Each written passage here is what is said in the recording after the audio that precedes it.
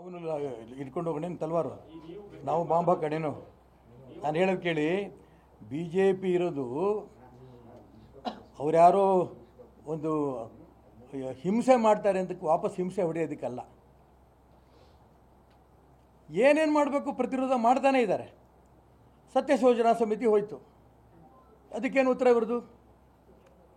ಯಾಕೆ ಹೋಗ್ಬೇಕಿತ್ತು? ಈಗ ನಿಮ್ಮ ಕೈಯಲ್ಲಿ ಗಲಭೆ ಉಂಟು ಮಾಡೋರನ್ನ ಅವ್ರು ಮಾಡಿದ್ದಕ್ಕೆ ಖಂಡನೆ ಮಾಡೋಂಥ ಯೋಗ್ಯತೆಯೂ ಇಲ್ಲ, ಶಕ್ತಿನೂ ಇಲ್ಲ.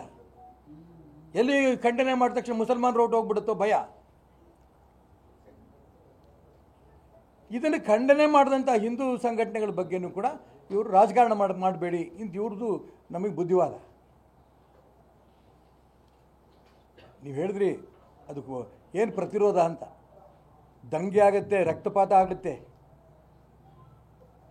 ಹಿಂದೂ ಸಮಾಜ ಎದುರು ರಕ್ತಪಾತ ಆಗುತ್ತೆ. ಎಚ್ಚರಿಕೆ ಕೊಡೋಕ್ಕೆ ಇಷ್ಟಪಡ್ತೀನಿ. ಆಗಬಾರ್ದು ನನ್ನ ಆಸೆ. ಆಡಳಿತ ನಡೆಸ್ತಾ ಇರೋಂಥ ವ್ಯಕ್ತಿಗಳು ಇದನ್ನು ಗಮನಿಸಬೇಕು. ಅದಕ್ಕೆ ಹೇಳಿದೆ ಹಿಂದೂ ಸಮಾಜದ ದೌರ್ಬಲ್ಯ ಅಂತ ಅನ್ಕೋಬೇಡಿ ಇದನ್ನು ಅಂತ. ಹಿಂದೂಗಳ ಪರವಾಗಿ ಹೇಳಿದ ತಕ್ಷಣ ಅವನು ಬಿ ಜೆ ಪಿ. ಯಾವ ನ್ಯಾಯ ಇದು? ನೀವು ಮಾತಾಡಿ ಹಿಂದೂಗಳ ಪರವಾಗಿ, ಯಾರು ಬೇಡ ಅಂತಾರೆ? ನೀವು ಕಾಂಗ್ರೆಸ್ನವ್ರು ಇದ್ದೀರಿ, ನೀವು ಹೇಳಿ ಈ ರೀತಿ ಆಗ್ತಾರೆ, ತಪ್ಪಿದೆ.